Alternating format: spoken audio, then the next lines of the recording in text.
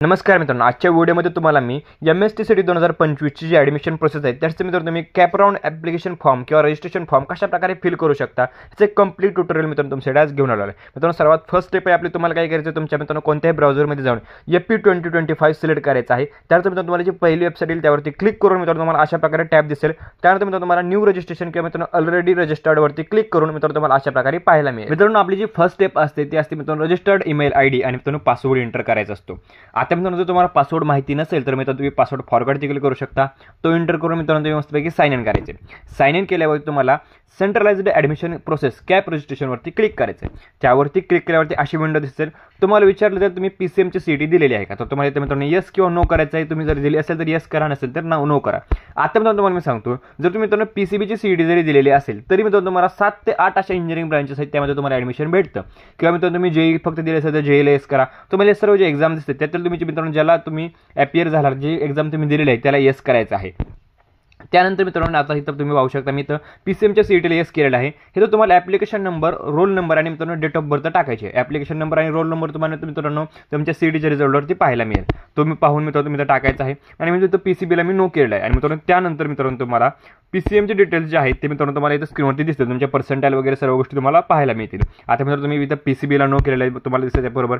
मित्रांनो आता त्यानंतर मित्रांनो तुम्हाला अशी विंडो ओपन होईल. तुम्हाला इथं पर्सनल डिटेल्स टाकायचे आहेत. मित्रांनो तुमचे फुल नेम टाकायचं आहे. ॲज मित्रांनो तुम्हाला जसं HSC म्हणजे तुम्ही 12th जे मार्कशीट आहे त्यावरती जसं नाव आहे तसं तुम्हाला नाव टाकायचं. तुमच्या फादर्स नेम, मदर्स नेम, तुमचं मित्रांनो जेंडर सिलेक्ट करायचं आहे. त्यानंतर मित्रांनो तुम्हाला तुमचं डेट ऑफ बर्थ टाकायचे आहे. तुमचं रिलिजन टाकायचं आहे, धर्म टाकायचा आहे. मित्रांनो तुमचा एरिया म्हणजे तुम्ही रुरलमध्ये राहता किंवा टाउनमध्ये राहता ते तुम्हाला सिलेक्ट करायचं आहे. तुमचं ॲन्युअल इन्कम मित्रांनो जसं तुमच्या इन्कम सर्टिफिकेटवरती आहे तसं टाकायचं आहे. तुमची मित्रांनो मदर टंग टाकायची आहे आणि तुमची नॅशनॅलिटी टाकायची आहे. त्यानंतर मित्रांनो तुम्हाला ॲड्रेस टाकायचे, ॲड्रेस लाईन 1, लाईन 2, लाईन 3. मित्रांनो तुमची state, taluka, district, village, pincode, telephone number नाही टाकला तर चालते. मित्रांनो अशा प्रकारचे सर्व मित्रांनो माहिती तुम्हाला इन्फॉर्मेशन भरायची आहे. त्यानंतर मित्रांनो तुम्हाला मोबाईल नंबर आणि तुमचा ईमेल ID टाकायचा आहे. मित्रांनो लक्षात घ्या, मोबाईल नंबर मित्रांनो चालू असावा, ईमेल ID पण चालू असावा, जो मित्रांनो तुमच्याकडे अवेलेबल आहे असा टाका. मित्रांनो त्यानंतर तुमचा मित्रांनो कॅप्चा तुम्हाला फिल करून सेव्ह अँड प्रोसीड बटनावरती क्लिक करायचं आहे. त्यानंतर मित्रांनो तुम्हाला तुमच्या मोबाईल नंबरवरती OTP येईल. मित्रांनो लक्षात घ्या, हा जो मोबाईल नंबर आहे तो मित्रांनो तुम्हाला चालू असला पाहिजे. OTP शिवाय मित्रांनो तुम्हाला पुढे जाता येणार नाही. लक्षात घ्या, त्याच्यामुळे तुम्हाला OTP व्हेरीफाय करायचा आहे. जर मित्रांनो तुमचा OTP येत असेल तर मित्रांनो तुम्ही रिसेंट OTP वरती क्लिक करून सुद्धा मित्रांनो OTP मिळवू शकता, पुन्हा एकदा OTP मिळवू शकता. त्यानंतर मित्रांनो तुमची ॲप्लिकेशन ID जनरेट होईल. ह्या ॲप्लिकेशन ID वरती मित्रांनो तुमची इथून पुढचे सर्व ॲडमिशन प्रोसेस होत असते. त्यानंतर मित्रांनो तुम्हाला प्रोसीड टू कंप्लीट ॲप्लिकेशन फॉर्मवरती क्लिक करायचं आहे. त्यानंतर मित्रांनो तुम्हाला अशा प्रकारचे 2 ऑप्शन्स पाहायला मिळतील, फिजिकल स्क्रुटिनी मोड आणि स्क्रुटिनी मोड. माझं मित्रांनो ओपिनियन आहे तुम्ही फिजिकल स्क्रुटिनी मोड सिलेक्ट करा. त्यानंतर मित्रांनो तुम्हाला स्लॉट बुकिंगसाठी मित्रांनो तुम्हाला थोडंसं एक विंडो ओपन होईल. तुम्हाला डिस्ट्रिक्ट सिलेक्ट करायचं आहे, तुमच्या जवळचं स्क्रुटिनी सेंटर आणि तुमचं टायमिंग आणि एक स्लॉट बुक करायचं आहे बरोबर मित्रांनो.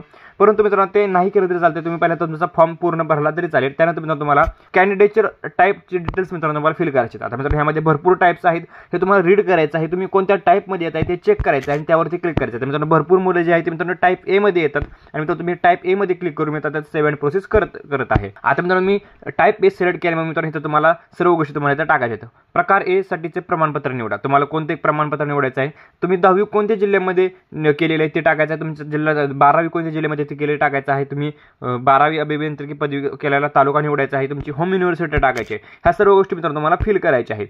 त्यानंतर मित्रांनो तुम्हाला तुमचं ॲन्युअल इन्कम टाकायचं आहे. मित्रांनो तुम्ही EWS साठी तुम्ही अप्लाय करताय का ते टाकायचं. तुमचे कास्टचं नेम टाकायचं आहे.